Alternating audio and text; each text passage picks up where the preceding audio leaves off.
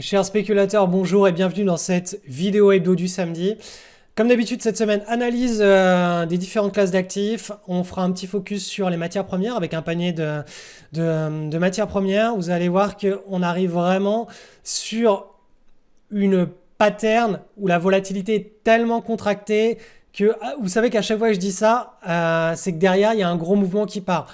On ne sait jamais s'il part vers le nord ou vers le sud, on peut juste supputer, mais tant qu'on n'a pas le breakout, on ne sait pas dans quel sens ça part. Donc là, je vais vous présenter ce contexte-là.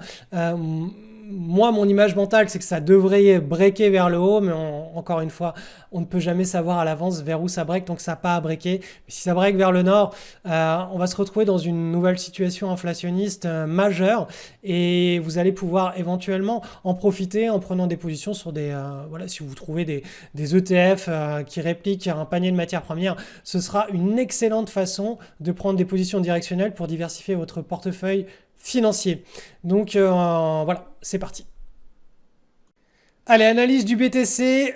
Pro et Altime étant offline, je fais les analyses sur TradingView et potentiellement je continuerai d'ailleurs à les faire sur TradingView. Ça faisait longtemps que j'avais pas fait les analyses sur cet outil-là. Donc le BTC, on est sur du weekly. Alors cette semaine, on est en phase de stabilisation. Vous voyez que là, on a été chercher une fois, deux fois ce niveau de support. Donc là, en l'occurrence, on est dans une période qui, tout comme là, on se retrouve à stabiliser. Et vous voyez que cette stabilisation a lieu dans un grand canal haussier, certes très volatile. Le BTC, c'est une hausse entre le bas et le haut de l'ordre de 1000% et une baisse entre le haut et le bas de l'ordre de moins 75%. Donc vous voyez que là, on va du bas et on est en train de se diriger potentiellement vers le haut. En tout cas, c'est la vague là qui est en train de se déployer depuis 2023. Donc depuis 2023, toutes ces petites consolidations que l'on voit actuellement sont vraiment saines. Ça là, toutes ces marches d'escalier, elles sont normales, elles sont saines.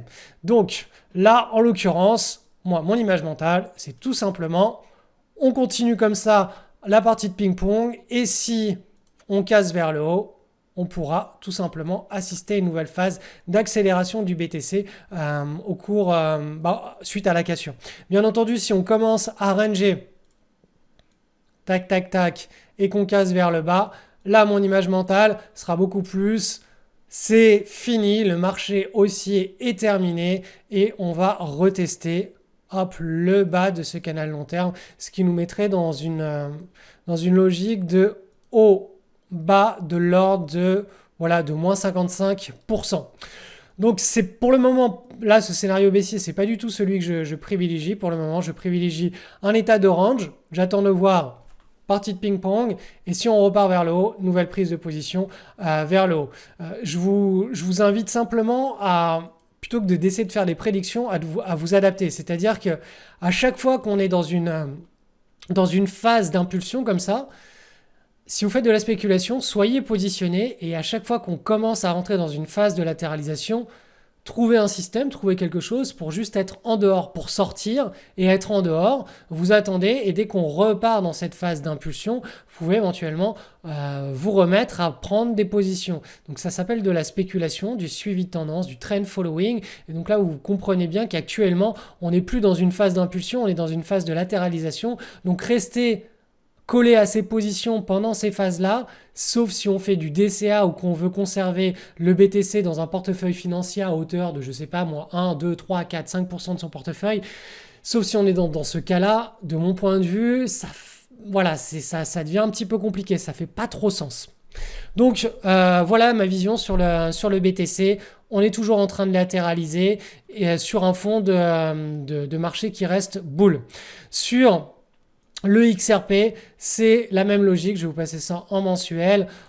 On s'est libéré de ce magnifique triangle, on est sur les ATH, sur les all-time high, sur le plus haut historique.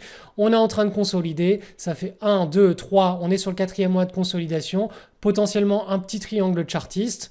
Donc, je passe en weekly et vous voyez, là, le triangle chartiste, on aurait pour le moment le premier creux.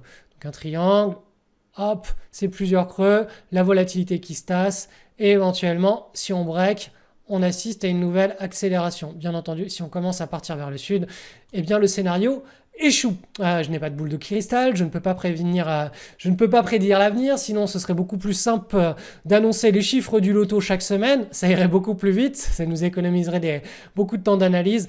Là, simplement, ça vous permet de voir si je me trompe une fois sur deux, ce qui est tout à fait logique, vu que j'ai pas de boule de cristal. Le but de la manœuvre, c'est, quand j'ai tort, c'est d'avoir tort faiblement, donc je perds de l'argent, mais pas énormément, mais quand j'ai raison fort, je gagne beaucoup plus d'argent. Je vous rappelle que le système scolaire nous encourage à avoir beaucoup plus raison que tort, à avoir 12 sur 20, 13 sur 20, 15 sur 20, 18 sur 20, 20 sur 20, t'es un génie mon fils. Sur les marchés financiers, celui qui a 20 sur 20, il est mort depuis longtemps, son compte est cramé. Avoir raison entre une fois sur deux, entre 5 fois sur 10 et 6 ou 7 fois sur 10 vous expose déjà à des très très très bonnes analyses de marché ou des très bons systèmes de trading. Deuxième chose, quand vous avez raison une fois sur deux, bien entendu, il faut apprendre à, quand vous avez tort, à couper rapidement la position, et quand vous avez raison, la laisser s'exprimer pour avoir raison plus fort que ce que vous avez tort.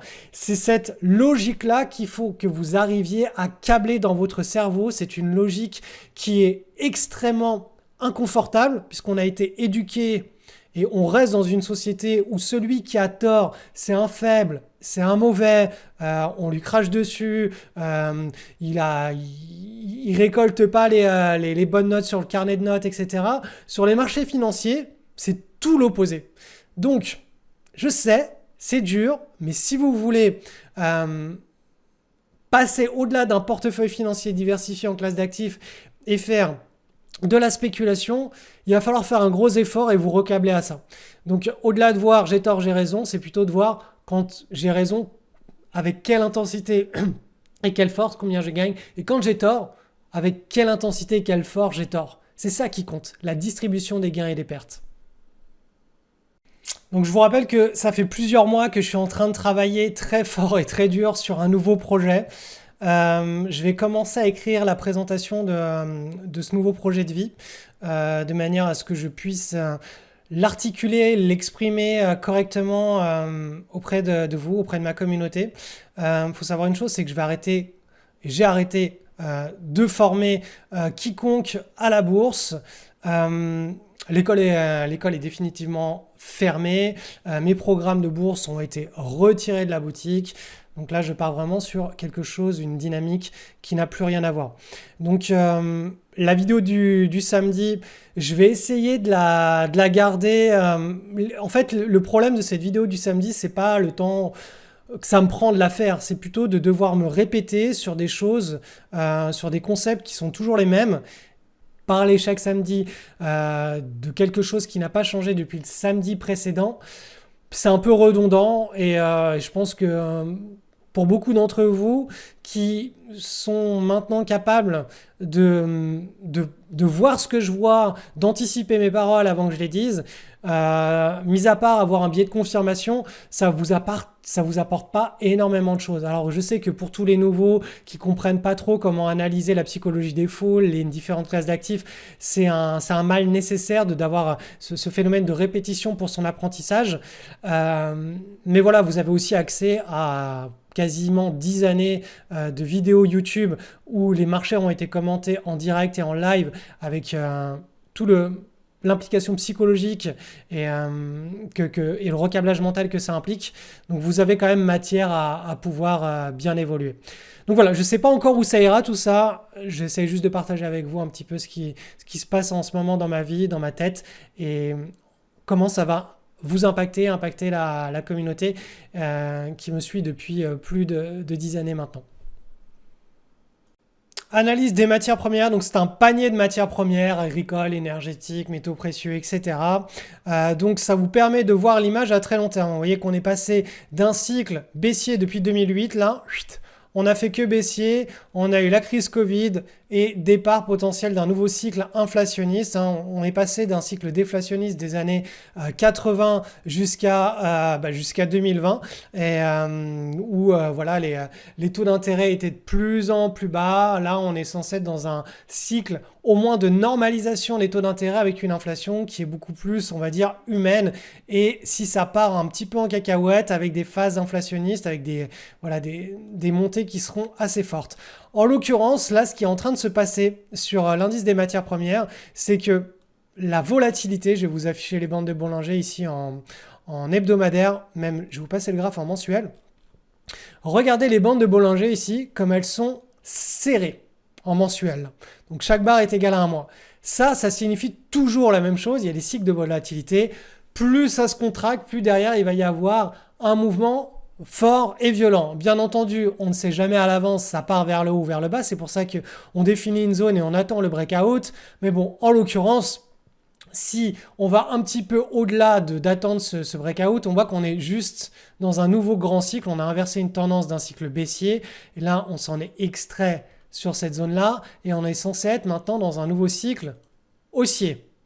Donc, on va davantage s'attendre à ce que le breakout il ait lieu vers le nord. Si vous décidez de vous positionner sur les matières premières, je ne vous recommande certainement pas de prendre des positions avant le breakout, c'est juste que ça nous permet d'avoir une image mentale sur les tendances macroéconomiques qui sont en train de se mettre en place, de se stabiliser ou de se relancer. Et là, vous voyez que la stabilisation, elle arrive à maturité, à maturation. Ça fait quand même 1, 2, là on est sur le 3e mois où on a très très peu de fluctuations, on est en train de travailler le pivot, ça signifie une chose, c'est que là si on casse ce mois-ci, le mois prochain ou dans les mois qui viennent à la hausse ce petit range, ça risque de relancer très fort un mouvement impulsif de l'ordre de ce qu'on a déjà eu entre 2020, 2021 et 2022. Donc je passe ça en hebdomadaire, j'enlève les bandes de Bollinger et vous voyez on a un chart qui est extrêmement épuré avec simplement un petit range qui est bien serré, partie de ping-pong entre le haut et le bas et bien entendu si on commence à casser le haut vu qu'on l'a déjà bien travaillé à de nombreuses reprises, à un moment donné ça ne va pas tenir longtemps, si ça casse vers le haut ce sera le top départ de potentiellement une nouvelle vague inflationniste notamment sur les matières premières. Donc ça c'est quelque chose à surveiller de semaine en semaine, de mois en mois au cours des prochaines périodes, des prochaines semaines et des prochains mois, parce que ça risque de lancer, de perturber pas mal de choses d'un point de vue macroéconomique. Allez, analyse de l'or côté contre de l'euro. Donc on est toujours dans ce magnifique canal haussier avec toutes ces petites successions de bases qui se mettent en place. Donc on en a eu une ici, une autre ici. Et là, vous voyez que là, cette semaine, la petite base qui était en construction, voilà, jusqu'à la semaine passée, ici, on avait fait un premier creux, eh bien, elle a été cassée par le haut. Donc là, ça veut dire que l'or est à nouveau en train d'accélérer. Donc potentiellement, l'or peut aller chercher le haut de ce canal au cours des prochaines semaines ou des prochains mois. Donc l'or côté contre de l'euro. L'or côté contre du dollar, lui, il est déjà en phase d'accélération depuis pas mal de temps. Donc on a cette petite base ici et cette petite base là qui ont été cassées et à chaque fois phase d'accélération. Donc là vous voyez que la phase d'accélération elle nous amène sur le haut du canal. Là en l'occurrence maintenant l'enjeu c'est est-ce que on continue d'accélérer et on rentre dans quelque chose qu'on va pouvoir associer à un climax run ou voire un hyper climax run. C'est assez typique sur les matières premières. On a des accélérations qui sont de plus en plus fortes, exactement comme ce qu'on a vécu sur le Bitcoin au cours des 2 derniers bull market, 2017, enfin bref. C'est des comportements de type matière première assez classiques. On accélère de plus en plus fort et de plus en plus haut parce que la demande est toujours là, mais l'offre se contracte. Et donc sur des matières premières, et là en l'occurrence c'est une matière première, une devise, un outil de géopolitique, bref, l'or a beaucoup de casquettes. On pourrait éventuellement rentrer dans une phase de climax run, voire d'hyper climax run. Donc là, on va voir ce qui se passe au cours des prochaines semaines. En tout cas, là, on est sur un point dur, une zone de résistance. Si on la casse, ça voudra dire que potentiellement, on commence vraiment à accélérer, à entrer dans un état de mania, de bulle. L'euro-dollar qui influence les fluctuations, notamment, enfin c'est pas que ça influence les fluctuations de l'or, ça influence les analyses de l'or face à de l'euro ou de l'or face à du dollar. Donc je vous rappelle qu'à très long terme, l'euro-dollar il est dans ce magnifique canal baissier, donc l'euro a plus tendance à s'affaiblir qu'à stabiliser. Bien entendu, c'est à chaque fois des espèces d'énormes ranges de volatilité qui juste se déplacent vers le bas. Donc, vous voyez, ça fluctue autour d'un prix consensus jusqu'à ce que, boum, le prix consensus, il descende d'une marche et ensuite ça fluctue pendant des trimestres et des années. Donc là, vous voyez que là, le prix consensus, maintenant, à nouveau, il a été décalé vers le bas. Et donc là, on devrait fluctuer entre le haut de ce canal, le niveau de prix consensus et le bas de ce canal. Donc là, en l'occurrence, comme on arrive en haut du canal, dans la zone haute, et qu'on est au-dessus du prix consensus, là, en l'occurrence, les attentes sont davantage... J'essaie de vous dessiner ça. Voilà, c'est que là, on soit dans une zone de résistance et que assez rapidement, on retrouve le prix consensus et que là aussi, on puisse aller chercher bien plus bas que le prix de consensus. Pourquoi? Je le répète, parce que on fluctue sur les devises autour de prix consensus. Et là, pour le coup, il est beaucoup plus bas. Donc j'espère que là, j'essaie de vous donner une image mentale qui est un peu plus simple que ce que je fais habituellement. Ça vous permet d'avoir vraiment cette vision de l'euro-dollar où il y a beaucoup de volatilité, mais elle se fait à chaque fois autour d'un axe. Et l'axe, en l'occurrence, il a été abaissé pendant l'année 2022. Analyse USP 500, une semaine de baisse qui nous fait penser que le support n'est peut-être pas encore atteint. Vous voyez que ici, là, il y a 2 semaines, on a été chercher avec une petite mèche basse, eh bien, cette zone-là. Cette zone-là, est-ce que ça va te servir de support ou pas? C'est ce que on va découvrir la semaine prochaine ou les semaines d'après. Sinon, on a probablement cette zone-là. Donc, je vous rappelle que là, actuellement, on est dans une espèce de range au sein d'un bull market. En hebdomadaire, vous voyez que le trend ici, c'est terminé. Donc là, on est reparti sur une partie de ping-pong, donc quelque chose qui devrait être latéral comme ça pendant plusieurs semaines, voire plusieurs mois. Donc la vue en mensuel, je vous rappelle que l'image mentale en mensuel, c'est on est toujours dans un bull market, on est clairement... depuis la cassure de cette séance ici, depuis le mois de décembre 2023, on est dans un bull market. Les 3 traits ici en vert, c'est tout simplement les projections des 3 derniers bull market depuis leur cassure. Donc vous voyez qu'à chaque fois, en termes de temps et de durée, on a eu quelque chose de plus long et qui allait plus haut. Donc tout ça, ça me fait penser que mon image mentale reste toujours à long terme positive. Tant qu'on n'aura pas inversé la tendance en cours en mensuel, on a toujours des objectifs en termes de temps et d'amplitude qui sont vers le haut. Et bien entendu, en hebdomadaire, on est simplement en train d'effectuer une digestion de toute la hausse qu'on a eue depuis 2023. Donc là, c'est une latéralisation, on respire, ça devrait durer quelques mois, probablement le temps du mois de mai jusqu'au mois d'octobre, le fameux Sell in May and Go Away. Donc sur le Nasdaq 100, c'est exactement la même logique. On a ici une semaine de baisse. Potentiellement, on est sur un support. Peut-être qu'on va aller le chercher plus bas, peu importe. Là, le plus important quand on fait le sentiment de marché, c'est de se dire qu'en ce moment, on ne va pas aller essayer de spéculer et de trouver des opportunités haussières. On va juste attendre que ça se calme. On va attendre que le support soit trouvé quelque part, qu'on latéralise, que la volatilité se tasse et éventuellement, boum, qu'on reparte vers le nord. Et là, ce sera le moment où si vous êtes un spéculateur, un surfeur de tendance, vous pourrez relancer vos screeners pour trouver des opportunités et vous positionner. Pendant tout ce temps-là, le temps actuel et le temps qui risque de se mettre en place au cours des prochaines semaines, il devrait en principe pas y avoir grand-chose à faire si vous surfez des vagues haussières de quelques semaines à plusieurs mois. C'est vraiment se mettre en danger que d'essayer de construire des positions et un portefeuille pendant ce type de conditions de marché. Bien entendu, sur du mensuel, Moi, mon image mentale n'a pas changé. On est toujours sur l'extraction de cette séance qui s'est effectuée pendant le mois de novembre et on est toujours sur un bull market. Là, simplement, on a une latéralisation au sein de ce bull market. Pour le moment, on n'a pas d'inversion du bull market.